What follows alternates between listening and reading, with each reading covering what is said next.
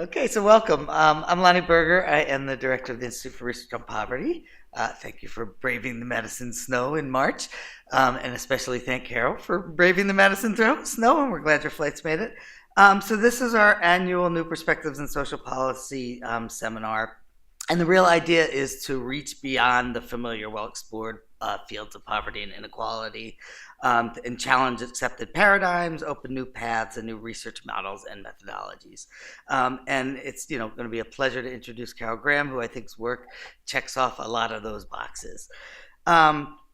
So today she's going to give her talk on unequal hopes, lives, and lifespans in the U.S., insights from the new science of well-being, unless you changed the topic on me. No, you didn't. Good.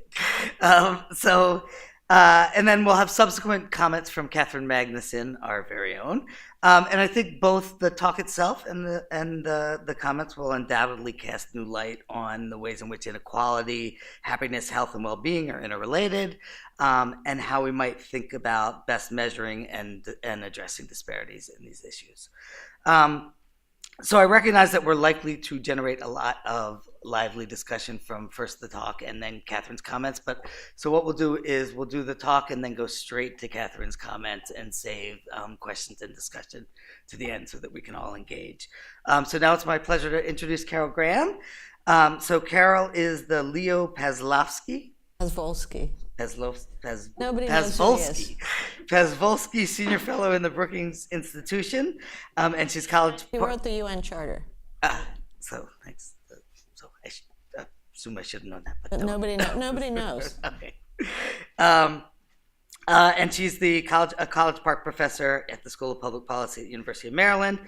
So over the course of her career, she's written in pretty broad areas of poverty, inequality, and policy. A lot of her work focused on Latin America. Over the last decade and a half or so, she's really become a leading thinker in the economics of happiness and well-being. Since 2002, she's published 4 books on the topic. They've received widespread both international attention and acclaim and discussion. They've been published in multiple languages, which I think is quite a feat for an academic. And her talk today draws from this body of work, but especially her most recent book, Happiness for All, Unequal Lives and Hopes in the Pursuit of the American Dream. So welcome, Carol.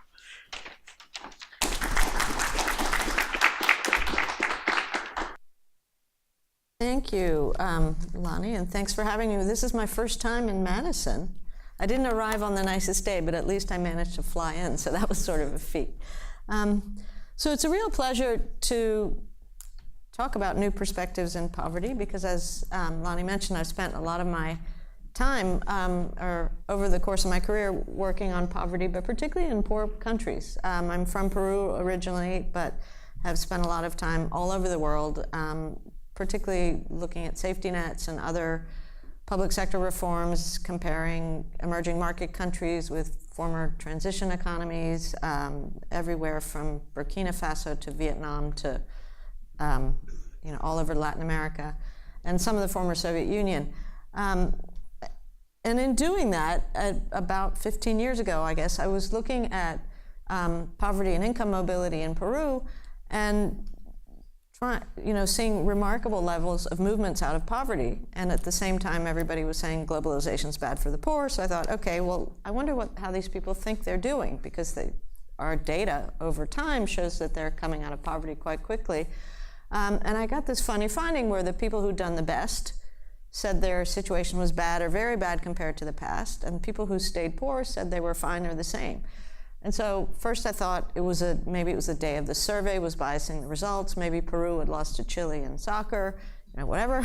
We redid the survey. We kept getting these happy peasants and frustrated achievers, as I began to call them, because I found this same pattern in other countries, in Russia and China and all over the place, where upwardly mobile people reported to be frustrated or unhappy with their economic situation, and people with no mobility seemed to be at least okay with it.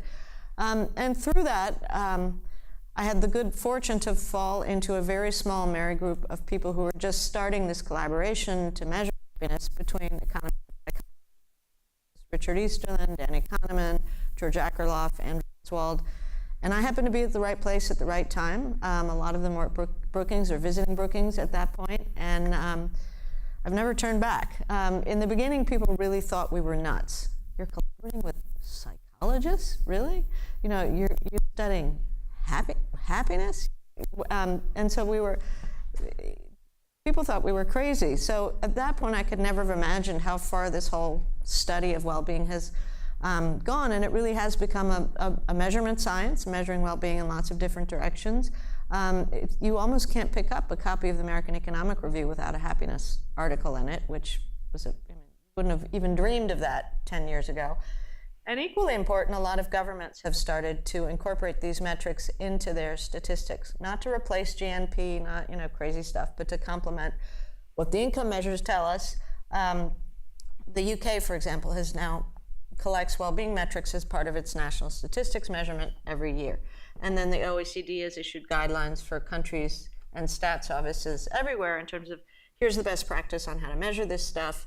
And even we had a National Academy of Sciences panel on well-being where we were tasked with recommending which US statistics we could usefully place these metrics in. It hasn't gone as far here, but at the moment here it seems that any kind of data collection is under threat, so it's not a surprise, but eventually it will.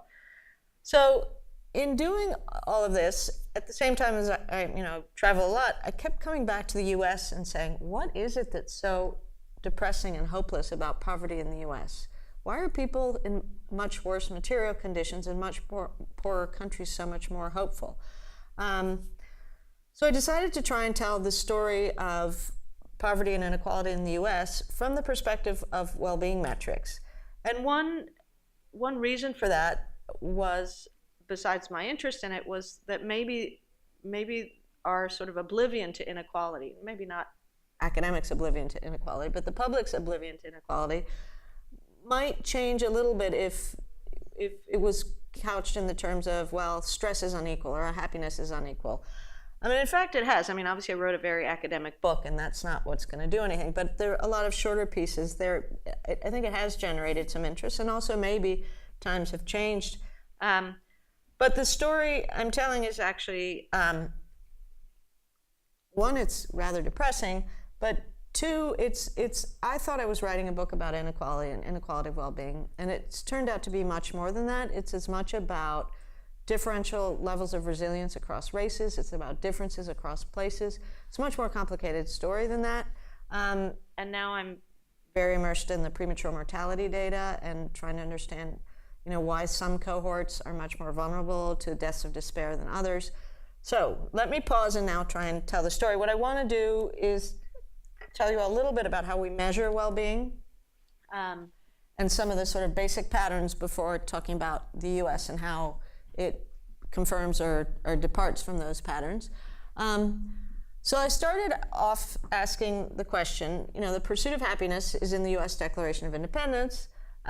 Jefferson was not writing about, I read a lot about what Jefferson was reading when he wrote this, actually, to try and get this right, but it wasn't about guaranteed outcomes at all. It was the pursuit of happiness, right? And very much grounded in sort of the work of Aristotle, what Mill would then embody as liberalism. So it's some combination of individual effort and freedom, but also social justice. So looking at the US now, we're more unequal by any number of measures. Is the pursuit of happiness equally available to all Americans today? And I would argue very much no. And I'll show you some markers, I think, that are pretty clear about that. I mean, the other thing is, does it matter? Does it matter if people have the ability to pursue opportunity? I mean, we all sort of intuitively think so, but if you even think about what it implies for the future, it actually even matters more. Because people who don't believe in their futures don't invest in them, and then you get just this increasing cycle of, unequal lives, lack of opportunity, lack of hope.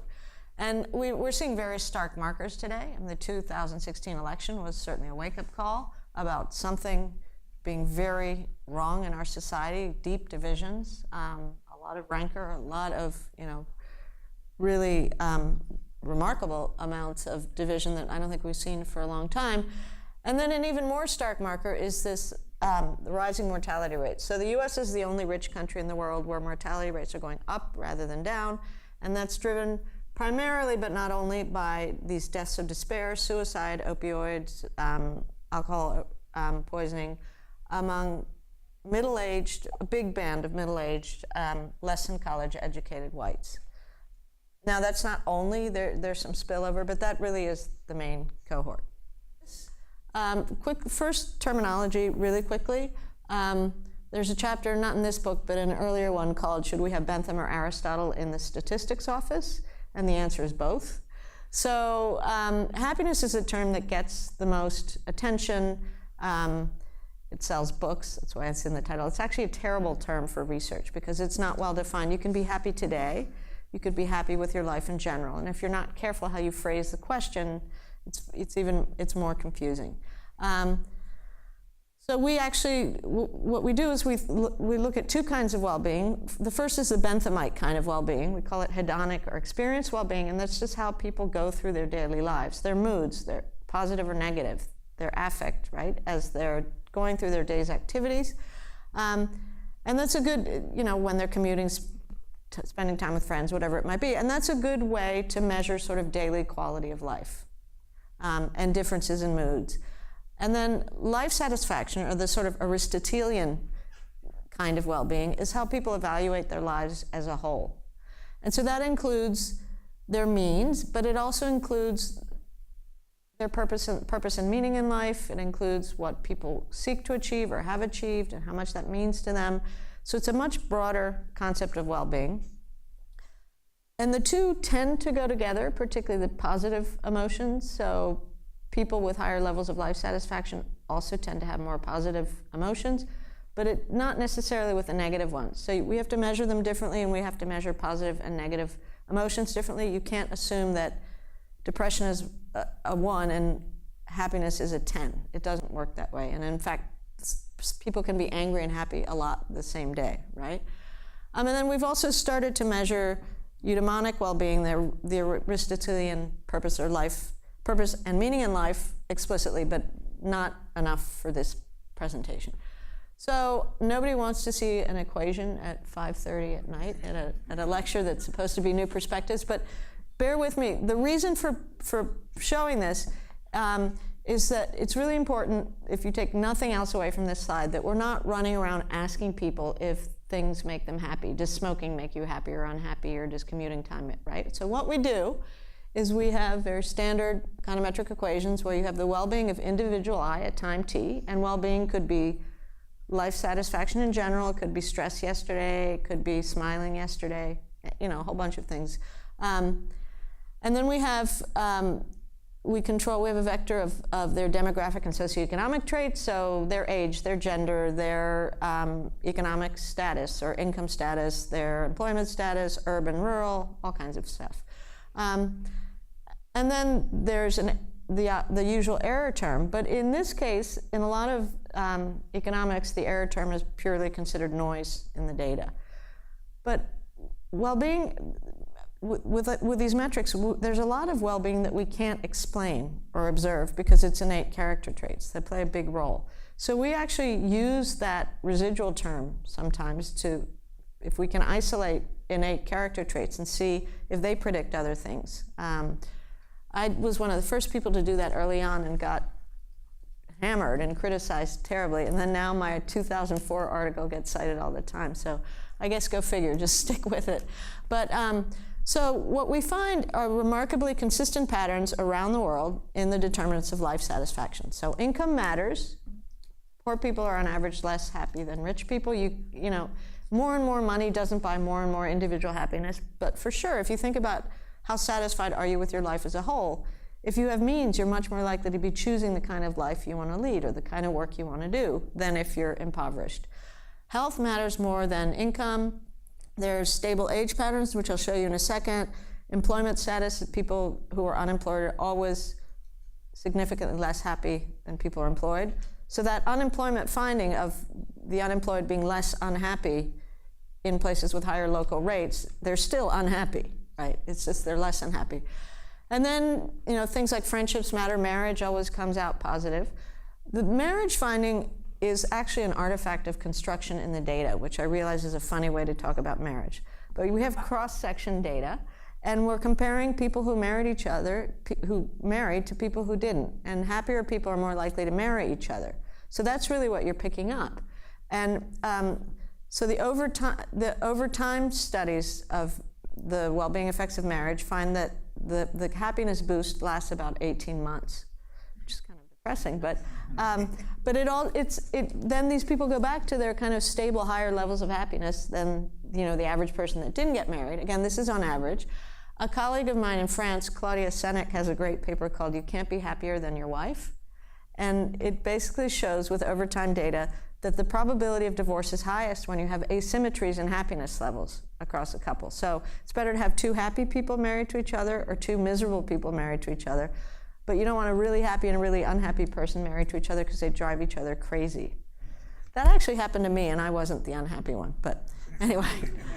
So, age. This is a remarkably consistent pattern. As you can see, this is years of age, level of happiness.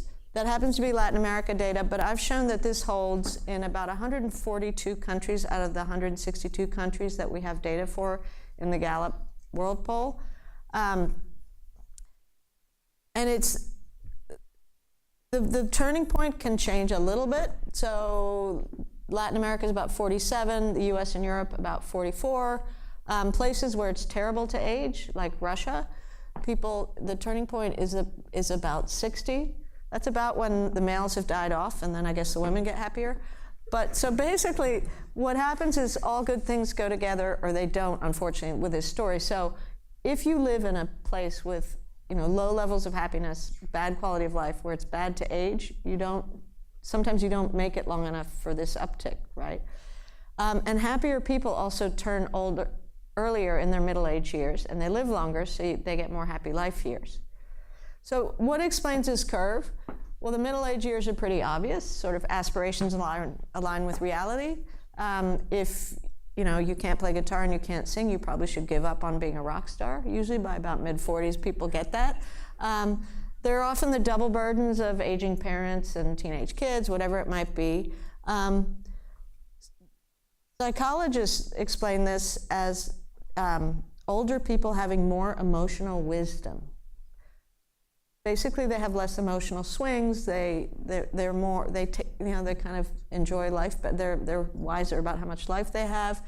Having lived through having 3 teenagers, I describe it in economic terms as the standard deviation of bad experiences is so much higher for young people, right? A bad event is the end of the world. By the time you're up here, you've had so many bad events, they roll off your back, right? And then there are 2 more things on this. There's selection bias, because happier people do live longer, so the sample of the longer-lived people is happier. And there's also something biological going on.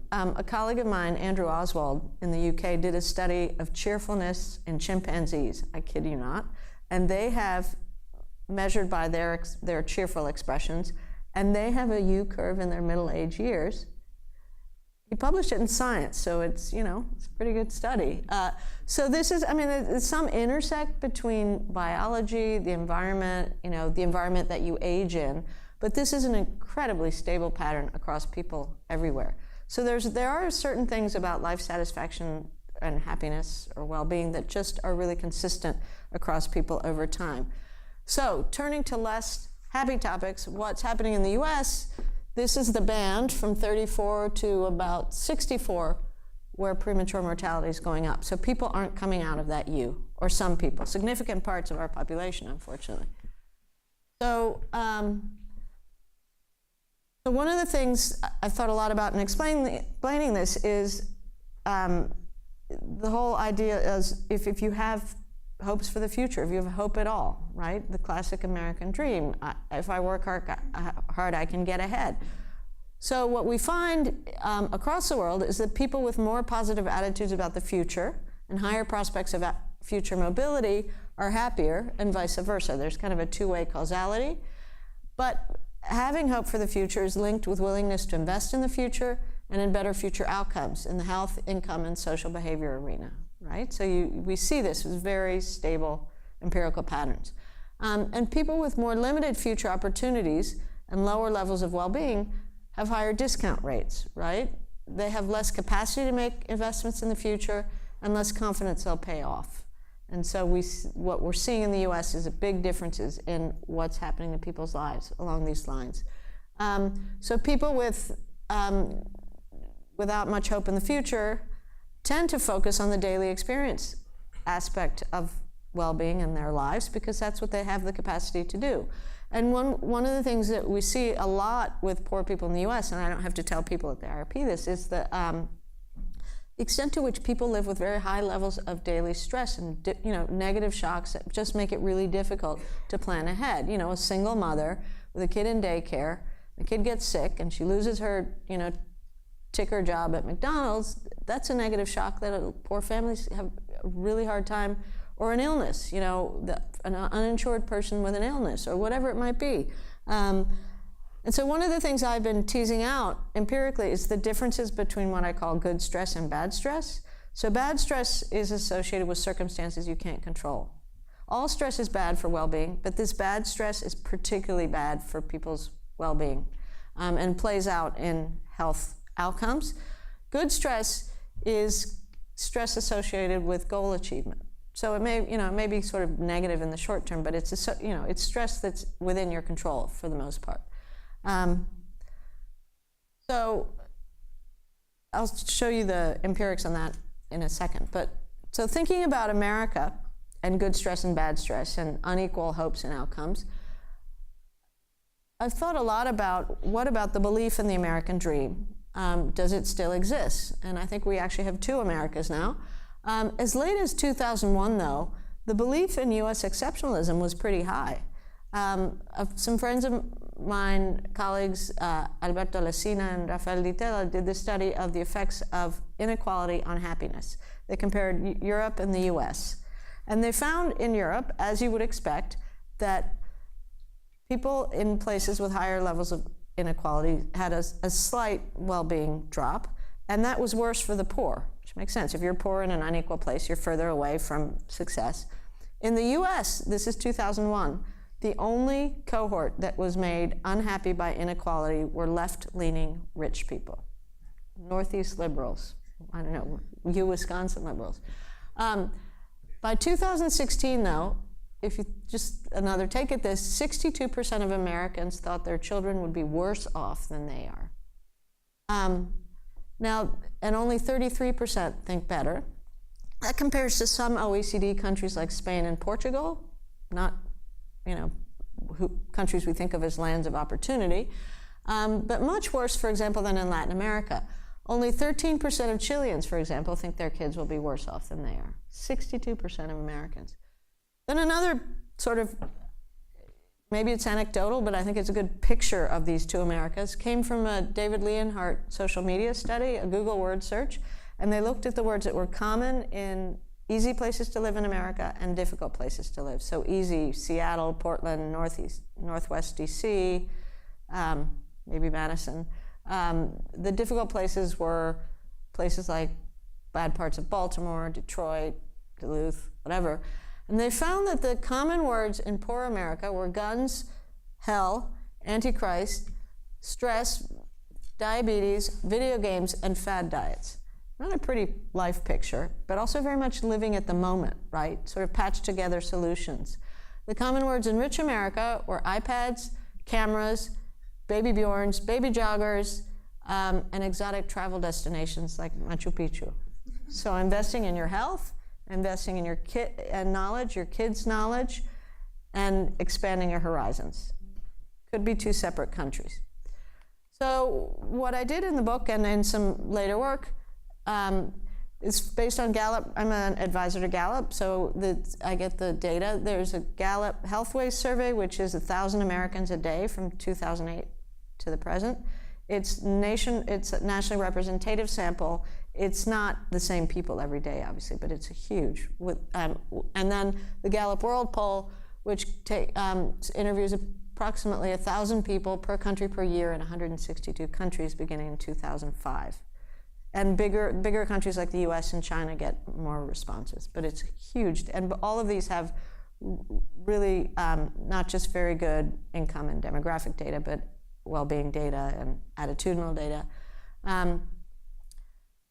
So I started off by comparing well-being and attitudes about the future in the US and Latin America. I chose Latin America because we're culturally pretty similar. Latin America is also a very unequal place, although it's getting a little better in some countries, but not known to be the land of opportunity, for sure. Then within the US, I looked across socioeconomic cohorts and then also races and places. And then my most recent work, which I'll show you briefly at the end, has been matching our well-being and ill-being data with the CDC data on premature mortality. And the data we're using it's confidential data, but it's the particular deaths that are suicide, alcohol poisoning, drug overdose, and what they call indeterminate deaths, which are usually overdose or suicide. So first of all, just quickly, the US versus Latin America. These are quintiles. So the poorest in the US roughly responds to the $24,000 a year for a four-person household. In the Gallup data, it's the bottom quintile, that's the income level. And that's the richest quintile. And this is, did you experience stress yesterday? Yes or no? And as you can see, Americans experience much more stress on a daily basis than do Latin Americans. But the important part is the difference between the rich and the poor in the US is so much greater than between the rich and the poor in Latin America. It's almost twice as big. So that, again, the lives of the rich and the poor are even more divided here than in Latin America. I love this one. This is smiling yesterday. Latin America is a great place to be and live. As you can see, Latin Americans smile more on a daily basis than do Americans. But interestingly, again, look at the gap. Here you really have a gap that's twice as big between our poor and our rich. Again, just real signs of division. And this is a question that made me realize I was onto something. This is a classic American dream question. If someone works hard in this country, they can get ahead, yes or no. No framing, very simple, hard to mess up your answer to that. And again, what you see here is that the poor in the US are significantly less likely to answer yes to that question than the poor in Latin America, the rich more so. So there's something called learner's just beliefs hypothesis, which is if you got ahead, you want to believe you got ahead in a just society. So there may be some of that going on. But really what's more important is at this bottom end, right? What's going on here. And when we do this in a regression framework, we find that the income makes no difference at all to how Latin Americans answer that question, but income is very significant for how Americans answer that question. So I'll skip that. That's just showing what I just said. And this is the good stress, bad stress thing for those of you who like equations. Just quickly, the rest of you can ignore it if you don't. But basically what we find is that experienced stress yesterday has a really big negative effect, a coefficient of 0.89, versus the positive coefficient on income is only 0.27. So the negative effects of stress are very, very big on well-being. But when we interact income and stress and education and stress, we find that both income and education have a mitigating effect. So I think that's the sort of the empirical demonstration of the good strength, bad strength idea. But moving on between differences between rich and poor, the other thing I wanted to know about was, what about inequality, right? How does inequality play into this story? Lots of ways to do this, lots of ways to measure it. This is just one take we did. My view is that inequality matters much more to people at the local level, right? You don't know what the Gini coefficient for your country is, nor do you really care, usually. But you know how people in your neighborhood or in your kind of, within a vicinity you can associate with. That you know, and that bothers you more. So we looked at inequality at the MSA level, so Metropolitan Statistical Associations, bigger than zip codes, smaller than states. And what we found is that in places with more local level inequality, the poor experience more stress on a daily basis than did in places with less. That doesn't look that stark. When we do this in a regression framework, we get a stronger finding. We also find for reported social support, having someone, friends or family, you can rely on at times of need, we find that both poor and rich report less social support in more unequal places. But if that were the story, and that was it, it would be kind of underwhelming, honestly. So at this point, I wanted to know more, right? What more about the differences in well-being between the poor and the rich because of those very stark markers in terms of divisions, stress, and hard work will get you ahead and everything else. So ignore that equation. I should have taken it out. It helps me remember what to say. But what we did was we're trying to compare differences across poor racial cohorts, middle income racial cohorts, and rich ones. So poor Black, poor Hispanic, poor white as the main groups. And then the middle income groups, rich income groups. And what we did is, again, we're looking at the well-being of individual I at time t in a particular place. And that could be life satisfaction today, expected life satisfaction in 5 years, which is a very good proxy for optimism. And then stress yesterday, worry yesterday, city satisfaction, social support. And we control for all kinds of stuff, like the MSA you live in, your health status, your age, your gender, employment status, educational status, experiencing pain the previous day, which is quite important because pain is a gateway to suicide, to opioids and suicide, and I'll show you one pain result I think that's quite compelling. So I didn't want it to be pain driving the differences, religious preference to make sure religion wouldn't drive our findings, and then some deprivation indicators. And then after that, we added in this composite measure from the CDC and some later stuff. The first finding that is really stark, and it won't go, I don't want it to go away, but I've tried every robustness test possible, is this. So this is compared, these are poor groups compared to poor whites. Poor Blacks are almost 3 times more likely to be higher up on a 10-point optimism scale than poor whites. Huge difference in optimism about the future. Poor Hispanics about 1.25 times more likely than whites. That didn't surprise me very much because Hispanics have this natural cheerfulness. Latin Americans score above their weight in well-being. When I did this, it was before we knew about the premature mortality issue. It was a time of the Ferguson and Baltimore riots. This wasn't a time of sort of happiness among the African American community. I initially thought I had a coding error. I went back and made sure I hadn't. And then I started speaking to a lot more people about sociologists who studied African American resilience. What's going on? Because materially, poor Blacks are still, by a lot of markers, worse off than poor whites. And this holds also for stress. So they're half as likely to report stress on a daily basis than are poor whites. Again, objectively, I don't think poor Blacks have less stress in their lives. They probably have more. Hispanics, again, not quite as big a difference, but they're there. So I've been trying to explain this in lots of different ways, and it also is a finding that's now helping me explain the premature mortality issue. So when we put deaths of despair into our analysis, we find at the individual level that this MSA level composite death rate for 35 to 64-year-olds, that band I was talking about, is negatively correlated with life satisfaction and optimism, and positively correlated with stress and worry. So there's probably a two-way causality. If you lack hope and you're very stressed and worried, you're much more likely to fall into that deaths of despair category.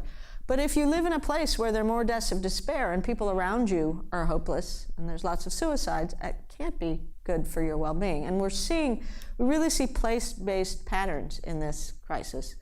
And then we also looked at average MSA level trends to try and better understand the role of place and also health behaviors on aggregate. So we find the percent of smokers per MSA is negatively correlated with life satisfaction and positively correlated with stress. Percent of respondents who exercise positively correlated with current and future life satisfaction and negatively correlated with stress. So we see the health behaviors also play into these patterns. And then racial diversity as a characteristic of place. So the share of Blacks who are more optimistic, right, is positively correlated with life satisfaction and optimism at the level of place. Some of that's an artifact of construction too, right? If Blacks are more optimistic, you have more Blacks, then that's going to show up. But there's something about place that we don't fully understand. These same places with these more optimism, better health behaviors tend to be more economically vibrant. They have lower mortality rates. They tend to be urban. not only, but that's the tendency. And you look at the distribution and all sorts of other things, from disability insurance reliance to reported pain to employment trends, prime age males out of the labor force, these patterns, you can almost overlay them on each other. There's a suicide belt in the US, and sort of it varies. This is a bit morbid, but in the Northwest, people are more likely to die of violent gun deaths in suicides. Then there's sort of the opioid belt, sort of more in the middle of the country, and then in the South, it's more likely to be slow suicide, so heart disease, lung cancer, those kinds of deaths. Skip that and skip this because I'm running out of time, but just one thing, you can't see it, but this is when we're looking at life satisfaction, optimism, and all these well-being things. Reported pain comes out very negative for life satisfaction and optimism, and positive with stress and worry. So pain is the people in the U.S. There are more people in the U.S. report higher levels of pain than in any other developed country. And I don't know if that's willingness to report pain. I think it also has to do with our lifestyles. If you also look at the highest reported pain tends to be in rural areas, manufacturing areas, the same places where people are former coal miners or former auto workers. They're not in very good health, and they've been doing heavy labor. And so that's, they get a knee problem, and then you throw in opioids, and you have a kind of a perfect horrible storm, which is what we have. So a last thing is what about place? Because there's something about place that's very difficult for us to measure in a robust way, but that's very much part of this story. So let's just look at, these are poor minorities, and what we did here is we controlled for all these other things, and just look at the kind of residual effect of where you happen to be, and where are minorities most optimistic, right? The top one is whites, but let's just minorities. So what do you find? The darkest green is most optimism. The southern cluster of states, and then the kind of southwest Hispanic corridor, right? So particularly this southern cluster of states has horrible statistics for health, for employment. Discrimination is still, very much in place. And yet African Americans are incredibly optimistic there. There's something about culture, community, all these things that come with place, that, the big concentration of African American culture and everything else in those states as well. So there's something about place and community. Religion, I think, plays a role, not just reported religion, but the kind of unobservable things about the community around religion. Again, difficult things to measure, but if you look at places, the really desperate places with high rates of suicide and opioids, a lot of that's missing. They tend to be very isolated. People are isolated from each other by distance, by climate. There aren't the same places that sort of survived or thrived on the American dream, the stable Ozzie and Harriet household, the stable blue-collar job. Those things have fallen apart. So marriage rates are no higher for poor whites than poor blacks. So the stable family's gone, the stable jobs are for the most part gone, and they didn't have these informal safety nets that kind of kept the kind of more discriminated against groups going, right? So they're more, these same kind of, whether it's Baptist churches or Hispanic families or whatever it may be, that's sort of missing in these pockets of despair. So to conclude, there's very much two Americas. I don't think I'm going to go through everything again for the purposes of time, but just a couple points. Why the desperation? Obviously, it's a story of the decline of the white working class, and that's not unique to the US. Think about Brexit and a lot of other European countries. Look at the elections in Italy right now. There is this sense that because of technology-driven growth, maybe a little bit because of trade, but I think it's mainly technology-driven growth, and the returns to high skills and the sort of low returns to low skills in the economy today and going forward, that's not going to change. There's a real sort of public resentment of that and desperation that comes with it. Some things I think are really unique to the US. I think we have exceptionally high rates of inequality, exceptionally weak public education. We have some of the best public education in some places in the world, and then we have some of the worst, right? The huge variance. Very limited social welfare support, tends to stigmatize the poor. Our social, even the bureaucracies that manage our social programs are pretty nasty unless it's earned income tax credit, which is a great program. But if you have 15% of prime age males out of the labor force predicted to go to 25%, earned income tax credit is not doing anything for them. You've also seen a huge increase in reliance on disability insurance over this period, and disability insurance is a good lifelong safety net, but you also can't work, right? So so people lose their purpose, right? The other things that I think we really don't understand yet are these differential resilience levels across races. Blacks and Hispanics are less likely to report depression or to commit suicide. It's just on average in the data. We also find at the kind of labor market level that there are jobs, say, in the health sector, low-skill jobs. So minorities, male and female, will take them. White females will take them, but blue-collar males won't. Right? There's a identity sort of aspect, I think, to that. And the last thing or the newest thing I'm doing is some work in Peru and trying to understand differential levels of resilience with experimental surveys of 18 and 19-year-old adolescents in a poor area that's coming out of poverty. We have a huge amount of background information on them, and then we have their discount rates, their hopes for the future, their education aspirations. So 85% of these poor kids say they're going to college or postgraduate education. When we go back and ask them, can you do that? They say yes. When we look at the data about education predictions in the past and what they've achieved, it's pretty spot on. There's decent public education in Peru. It's not great, but it's a sacrifice also to make it. If you're poor, you're not working, if you're going to school. And then the resilience point here is that of those kids in the high aspiration groups, almost every one of them has had one or more negative shocks in the past. Not to their own health, but something. They've lost a parent, or they've been a crime victim, or this or that.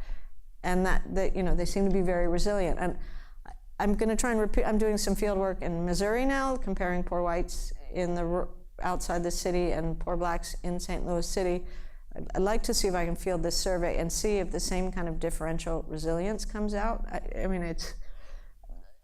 I do think there's a difference between being in a cohort where you're falling behind, where you're losing the status you used to have, and a cohort that it's hard and maybe you've been discriminated against and you've had negative shocks, but you're looking upwards, right? You have hope.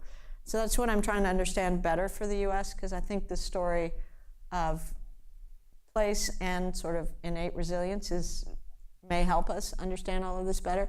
And then the last thing is that if we had been tracking well-being trends regularly, as they do in the UK, it wouldn't have just been me in my Brookings office when I got these data, and then Ann Case and Angus Deaton released this premature mortality study, and I called them up and said, my data and your data are saying the same thing, but that, it was too late. It was 10 years too late. This thing was well, in play already.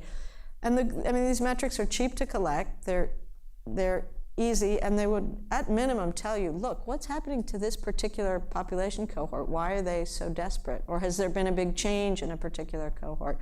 It could be warning indicators. It seems like for the wealthiest country in the world to wait for our mortality rates to go up, we could be doing better than that. So anyway, I'll stop there. I'm sorry, it's not a happier story, but.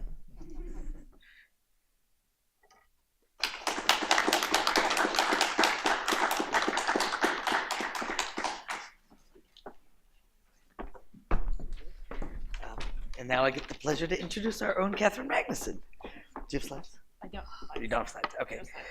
So Katherine's Associate Director of Research and Training at IRP. She's a Vilas Distinguished Achievement Professor and Doctoral Program Chair at the School of Social Work.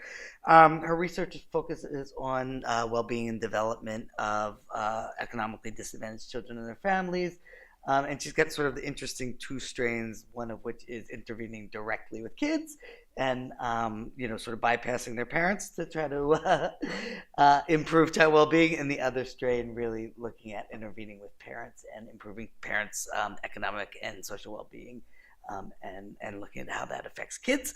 We are very much looking forward to your comments. Thank you.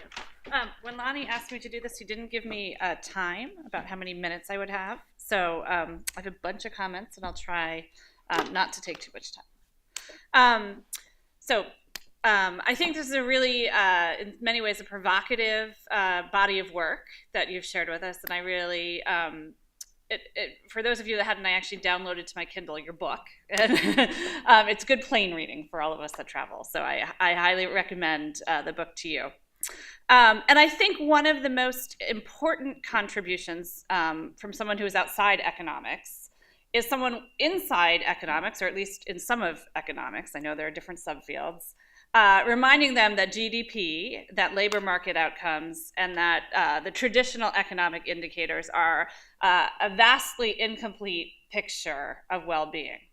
And incomplete not only because, as summary statistics, they don't take into account the distributions, but also because they don't line up as well as one might hope with optimism for the future, well-being, deaths of despair, and a lot of other important indicators of how a country, how a population is doing. And I think that's really a strong and important lesson. I think at the same time, one of the questions is life satisfaction, is happiness, is that the right set of indicators by which to figure out, or is it the set of indicators that should be taken along with GDP? And I think people that sit outside of economics have other suggested indicators, right? So people in schools of education will want to talk a lot about, dropout rates, for example, as being a strong indicator. People in the School of Public Health will have a long list of things like low birth weight, maternal and child health is a strong indicator, and social work would have its own set as well. So, the list of potential indicators that might give us a handle on how well a nation, a population is doing is quite vast. And I think one of the tasks then of people that want to be at least policy relevant is what indicators can be easily collected, are reliable and valid, and will provide some really key information. And so certainly happiness and life satisfaction should be on the table, but I would argue so should many others, particularly some of the health indicators as well, and education. I think that's critically important. And then they follow very similar trends. So Carol, you argued that there's a tale of two Americas. But I want to push you a little bit because I think it's really a tale of three Americas at least. And then you want to cut that by race. So there you get to like 6, 9 Americas. And what I want to argue is that the conditions of poverty, right? So that as we think about those who are living on incomes less than $20,000 a year, we've, poverty rates, despite material improvements due to poverty programs, we've had pretty steady 20% at least, gone up and down a little bit, as we all know, of people who have been living in poverty. And that poverty population is not the desperation death population, right? So really what we're talking about is we've always had a population of poor people, all of whom have, not all of whom, I'm sorry, but which have typically had poor outcomes and high levels of poor life chances, right? And it's not just intrinsic motivation or a lack of willingness to invest in the future that has affected their ability. It's actually the material conditions under which they live, which does have psychological effects. So it reduces their cognitive bandwidth. It may even affect, their growth and development in such a way that they have less capacities to be planful. But it is harder from, I think, the social science case to argue that it's really about attitudes or willingness to invest, and much more about the conditions and the opportunities and resources that they have access to. So when you go into poor homes and you ask the moms, how well are the children going to do? And I've done this, work in Milwaukee and other places, Chicago.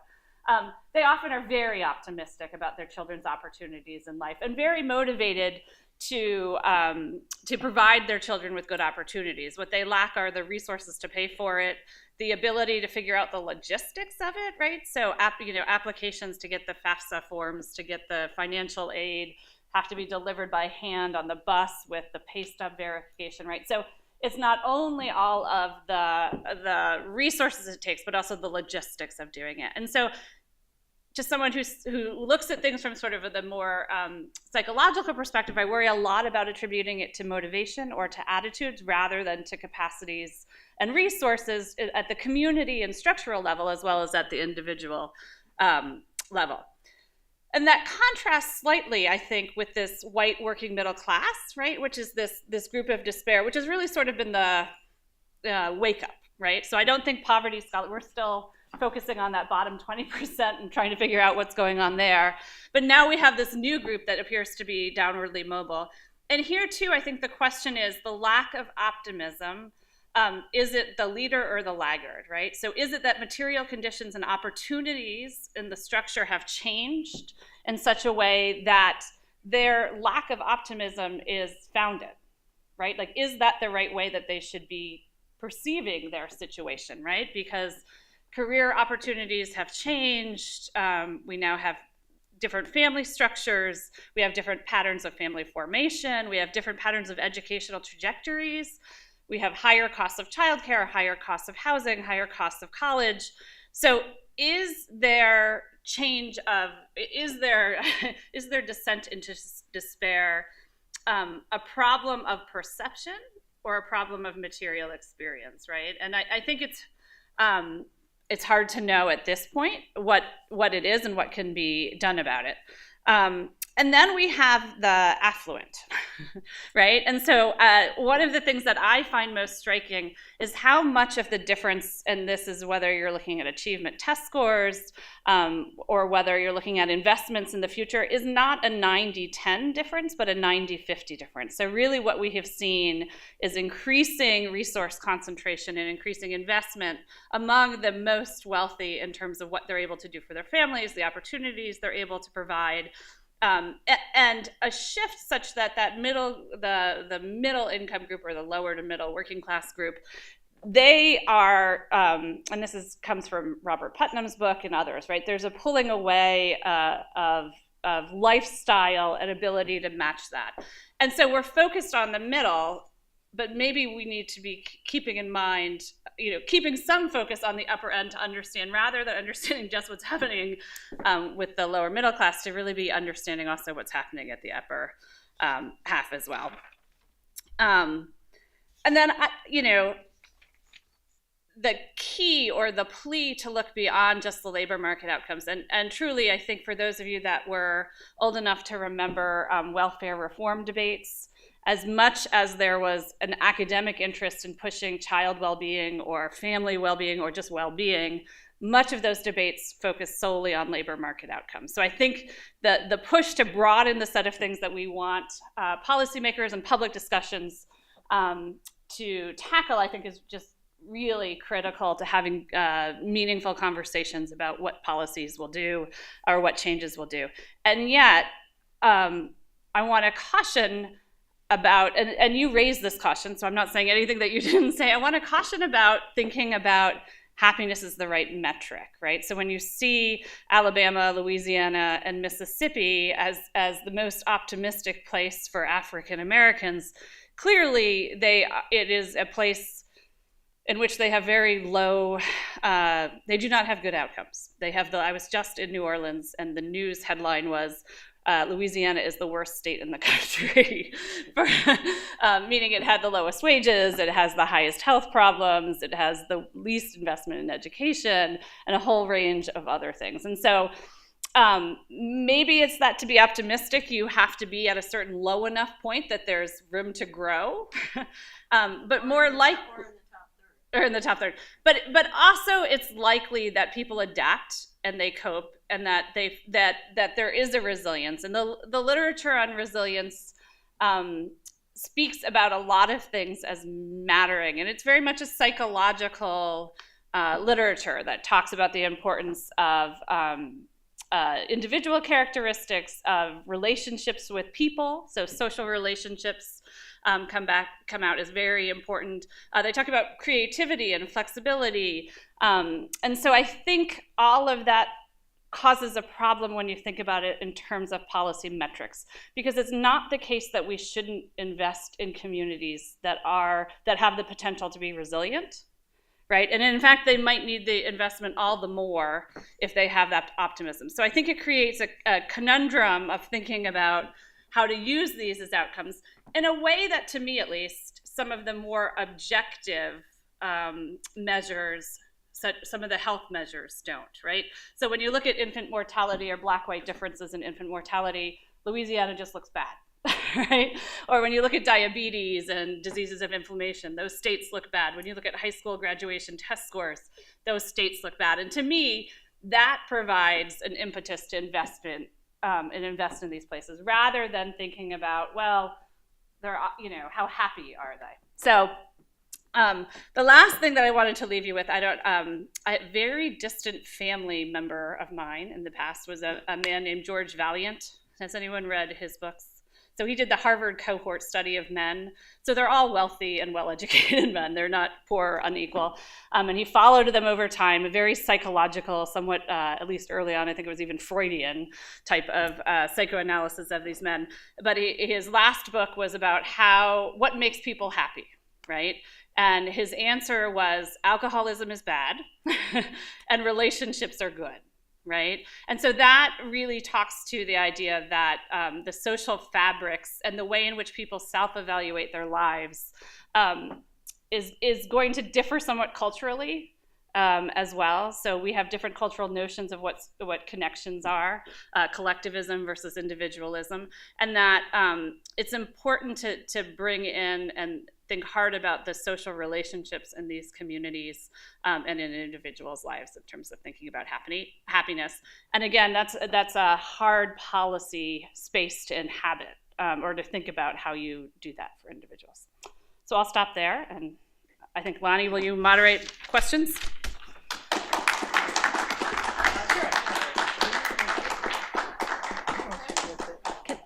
Can I just Yes, say a take it couple? first.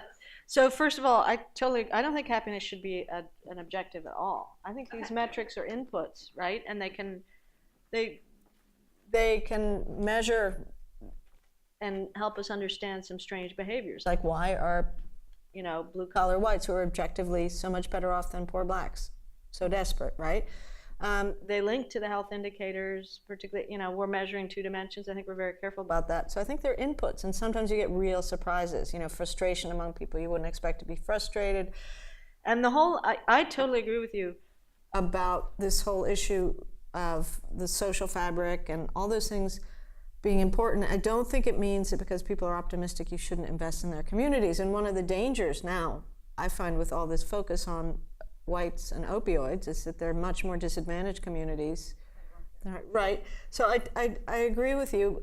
Also, the whole problem of adaptation in terms of affecting well-being responses is something I've thought about and written a lot about.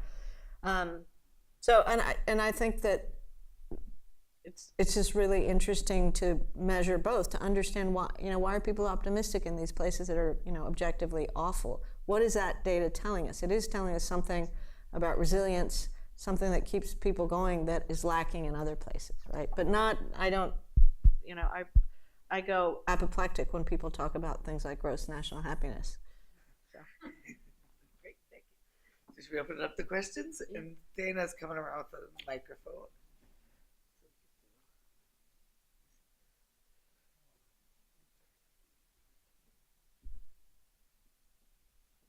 Yeah, I just wonder what you thought of Wilkinson and Puckett's book in 2010, Spirit Level, where they concluded they had dozens of statistics. Many of them were mentioned here, dropout and whatever. But they found that the income level wasn't crucial to a country as much as the income differential in terms of establishing a lot of bad outcomes of various kinds, from social mobility to mental health or homicides, prisoners, a whole lot of statistics. Those were some of the things mentioned in their index, but they tracked about 20 or 30 other factors. Have you read the Spirit Level book, and what is your critique of their work? I haven't read the book, but I've done a lot of work both involved in and critiquing well-being indices. And so the country level findings are always, in my view, they tend to be less surprising, and they tend to be less robust because you're merging everything, you're sort of mixing and matching. But if you look across countries, we almost always find that, there is a relationship between per capita income and life satisfaction, right? So that on average, wealthier countries score higher. And there's less variance across the rich countries because they all tend to have, reasonable levels of income, reasonable levels of health care, education, environmental quality, with variance. They vary. But what we find is much greater differences in poorer countries. So a lot of the Latin American countries will score much, much higher than countries at equivalent income in Eastern Europe or other places, because for the most part, they have democracy, they have and freedom, they have good public goods. They're not great, but they're there and they exist. And good quality of life, good spiritual relationships. But yeah, those vary across the rich countries too, and it's why, for example, the US tends to not score as high as, its equivalent rank in terms of national levels of well-being are not as high as its rank is in terms of average per capita income. And that's in part because we have big differentials in income, but not just in income, in health outcomes, in education outcomes, and all kinds of other things. Lots of homicides and everything else. But yeah, so it's hard to dismiss that income matters, right? So there's a temptation in this field to say income doesn't matter. Almost dead last in almost all of those comparisons with, I've got about 17 factors I've identified that where we're almost dead last on comparison to other wealthy countries. The OECD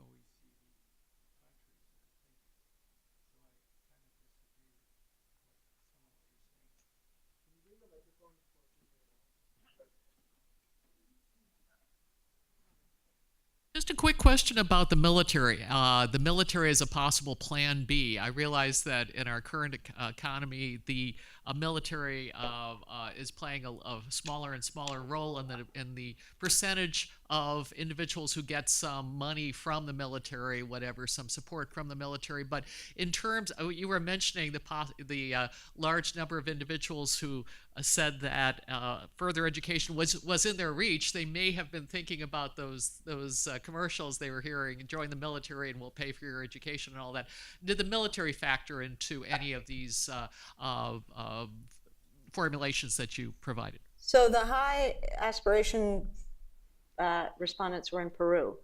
I think if you asked a question about what level of education are you going to achieve in rural Missouri, you would not get 85% of kids saying they were going to go to college. I just don't think that, all our data suggest otherwise. I haven't thought specifically about the military. I have thought a lot about our need to have a better vocational track, and the military is an example of that in a way, that isn't just going to a liberal arts college that's not good quality, and that, in other words, or even if you can't get to college, there's no track right now. It's sort of college or nothing, and the gaps in terms of wages it's college and everybody below. The gaps in terms of health, in terms of all kinds of things, are these big differences. So I think we should be very thoughtful about different vocational tracks and training. Many other countries do that a lot better than we do. And yeah, it's, the predictions for prime age workers out of the labor force, prime age males, is 25% by 2025. That's a pretty scary prospect. And the data also show that they're just spending disproportionate amounts of time playing video games. Many of them are on opioids. It's a bad cycle, and I think we need a lot of different outcomes, but certainly better vocational training. Kind of realizing that the kind of blue collar work in the way we used to have it is going to go away. We need to think about other alternatives. So I come at this from a more societal policy perspective, not about well-being or poverty in particular, but sort of the functioning of an overall society. So I really appreciated the way you started it by kind of contextualizing all this in the philosophy of American governance, right? So coming from the perspective that I do, I'm kind of wondering whether the impression that I'm getting overall from what you said is the way you would see it, which is something along the lines of, if you're thinking about a society overall, it almost like there needs to be a certain level of well-being, kind of like universal well-being, or just not so much, inequality in well-being perceived and structural, in order to have a well-functioning society. Because among other things, in a democratic society, if people don't believe they can make a difference, they don't participate, right? If they don't think they can make things better, then they're not going to try to invest in the future, as you described it.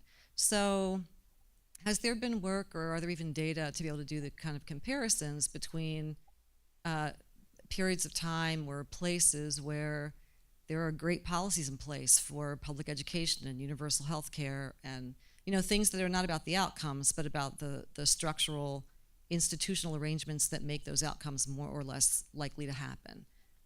Does that make sense? Do you know what I mean? Yeah, no, I very much agree with you. And I sort of, when I think about it just in terms of social cohesion and social crisis, I think there are all kinds of factors where it's evident that we're falling apart, and there are all kinds of explanations, and a lot of them are those inputs: public education and public health, public infrastructure, all sorts of things that have deteriorated over time, or the variance has increased a great deal. Even the way our schools, federalized public school system, some of these schools in Alabama and schools in Northwest DC could be in two different countries, right? There's the quality difference is so big. So that creates two societies, but there's also, Bob Putnam's work talked about this, pulling away of the top part of society from everybody else. And the quote, he's also talked about something called the privatization of risk, which I think is interesting, which is that wealthier people can afford all kinds of insurance mechanisms. They bubble wrap their kids, right? Versus a poor black kid has a criminal offense and gets thrown in jail for life. That's an exaggeration, but it's just so very different ways of institutional differences in a way in terms of how people live. And then lastly, I think the thing we don't understand very well, although we're seeing its incredibly powerful influence, is the role of the proliferation of social media and other things, not just in terms of information or misinformation, but in terms of the way kids are growing up, the amount of time they spend, alone on social media versus, playing outside or something kind of. So you can't turn the technology clock back, but there are things about it that create more isolation, and people self-select. So people who are more social and arguably at the kid age or the sort of growing up age, more successful, whether it's on sports teams or friendships or whatever, probably continue that. But it's these isolated kids that then sort of that becomes their world, where you see these, you see horrible outcomes, but you also just see a lot more enemy, right? And when you think about these prime age males out of the labor force playing video games 8 hours a day, there's something, really wrong with that in terms of, if you want to think about social functioning. And then I agree with you, it spills over into governance issues. It already is in a big way.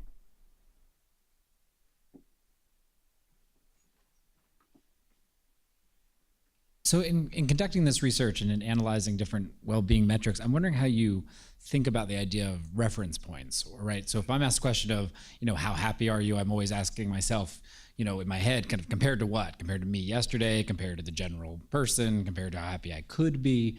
And I always kind of have this question in the back of my head when I'm thinking about, various studies of well-being, because it seems to be also behind a lot of the intuition we have in terms of theories where we're trying to explain variations in well-being, right? So one reason why we think inequality might matter is that might change the reference point people have of what could be possible, what could be achieved in a given society. Or when we're trying to understand why, African Americans might be more optimistic, there seems to be, sometimes an implicit or explicit hypothesis that there's a historically conditioned kind of comparison reference point that they have that maybe whites don't. So maybe, on a trajectory of across generations, blacks are doing better. So that, is a reason to be optimistic. And I'm just wondering how you think about this as part of the kind of broader way to try to empirically study kind of something as kind of slippery as happiness, because it also seems that if it's really about reference point setting is what really drives kind of the way I decide if I'm happy or not, that could engender a very different set of policy prescriptions, that maybe we all need a kind of a collective sense of what it means to be good and happy, and that could kind of change the metric more than kind of even some of the more material things or the psychological levers we might think of. So I've thought about it a lot. I've thought a lot about it in terms of adaptation. We were talking about before, and there is clearly some reference point issue in terms of particularly optimism and pessimism, and in terms of when you see very poor people who report to be very happy. But then another issue there is what dimension of well-being are they conceiving of, and they could be happy today. So that's why we're very careful now to distinguish between kind of the stress, happy yesterday, smiling yesterday questions, and life satisfaction as a whole. Despite those challenges of adaptation and reference points, we find incredible consistency in how people answer these responses across the world, within countries, across countries, over time, that suggests that there's some things really are not influenced at all by reference point. Some are clear things about having enough money and having good health and everything else, and people's reference point about those things it's more likely to change for money than it will for health, say. But and we also find incredible validation in psychological measures of well-being in terms of how people rank and score on these things, in terms of genuine Duchenne smiles, in terms of the even genetics. There's certain genes that have more alleles that have higher levels of serotonin in them, and the people that answer these questions more positively have those. So I'm not saying it's perfect measurement, but there's enough consistency to say this isn't all about reference points. Although certainly reference points play a role, particularly when they change, which is, I think, why we see many progress paradoxes. So my happy peasants and frustrated achievers in China, when growth was at its highest point, you had the historically biggest drop in life satisfaction, increase in suicide and mental health reports because of all kinds of reference points changing. And I think in the case of blue collar whites, yeah, it's a huge change in reference point. People are catching up. They used to have, within the kind of middle to lower middle class blue collar space, they had the best jobs. They had status. They had stability, and so they're seeing that going away at a time that other people seem to be catching up. So it's a great question, but there's some work that does this. How do you define a good life, and this and that and the other, and that can change, but that changes much more than the patterns in life satisfaction do. I think I have the next question. I have a two-part question. The first is, I thought that Janet Curry had come up with estimates that suggested that the mortality rate increases were just for a much narrower group than you have just suggested, both in terms of age and the composition. Who said that? Janet Curry, maybe in the last 6 weeks. Oh, Janet Curry's been looking at improvements for kids, so that at the lower levels, that if you look at what's going on with improvement in the health of young kids, and that's one thing I've seen. No, this was actually a direct challenge to the case. What I have seen more recently, and I have the 2016 CDC data, is continued rise in those kinds of deaths, and then also one notable addition is deaths among older Black urban males. which is a new departure, and that seems to be due to the availability of fentanyl. And these are former crack addicts. And then, so that's why it's in this band of older urban black males. So we've seen a spike there. So I haven't seen Janet's latest thing, but all the data I've seen suggests otherwise. Okay, my other question was quite different. I think that in some of the really early research on happiness, the Easterlin, that it talked more about reference points, but looked at reference points not just in your own cohort, but also looked across generations. And so as I was listening to you, I kept thinking, what does this mean for the children? And isn't there a reference, if someone's parents were well off and they are middle class, but they're not doing as well, they may be pessimistic. If they're doing better than they expected, given their base, they could be very optimistic.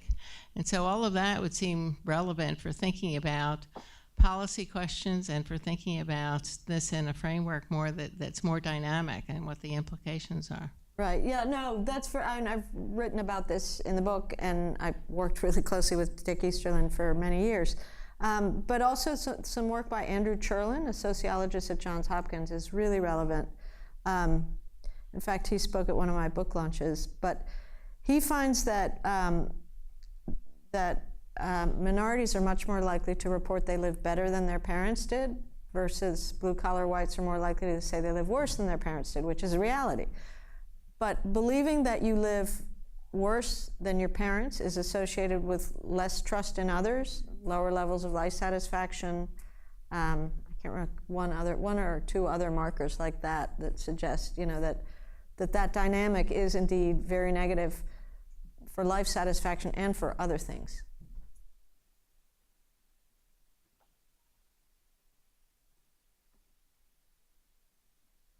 So we've put everybody to sleep. Out there. I have some information from a professor of nursing here at UW who looked at issues of depression in the black community here in Madison, and found that they did not access the traditional medical system as well as white people here in Madison, and she wanted to find out why. And what she found out was that there's a real stigma in the black community to being called depressed, to the point where she could not call her intervention counseling for depression. She had to call it "Oh Happy Day" and lay it with the churches here in town to get people to show up. And then when people did show up, and for this class, and then were asked if they were depressed, they would say no, they're not depressed. But then when they would test them on the depression measures, they marked very heavily in depression. A real strong kind of barrier to saying they were depressed or realizing it was just kind of, that's the way life is. It's kind of more of an acceptance of being sad rather than seeing it as being an oddity. That's a great point, and I have indeed delved into that a fair amount. So it is a stigma. Suicide is a huge stigma for both blacks and Hispanics. So you have a lower rate. I participated in the airing of a documentary of interviewing suicide survivors, and there was one African American woman, and she said, I was considered a weirdo. I attempted suicide. It was just such a stigma in, you're supposed to be strong. You don't do that. So yeah, that affects the data as well. Leslie, the last question. I just wondered, I thought I saw it as controls, but in my head, especially when I saw the map, I'm thinking about, Protestantism and real differences probably between what we could call like white Protestantism and like black Southern Protestantism, and a whole lot of repression, like repression of behaviors and emotions, and especially, thinking Missouri, places like that. And so I'd wondered if you thought about how that kind of in like a historical context might play into kind of what's happening. Very much so. So in the same way I was talking about these informal safety nets and sort of tossing religion into that discussion, I've thought a lot about I don't have it done yet in terms of good data work and case study work, but about the different religions being part of the different communities around. There's the Protestant white blue collar ethic is all about individual effort and work, and you get ahead and you believe in the American dream, and it's all those losers that are on government welfare, right? And there's a racist element to that too, but and so there are differences. There's been back and forth with Ann Case and Angus Deaton a lot about an observation of theirs that I'm now trying to tease out in the data about evangelicals in particular emphasizing their individual direct relationship with God much more than community, right? And so again, if you see these differentials in people's sense of community, ability to rely on community, that plays into that question as well, which is a great question.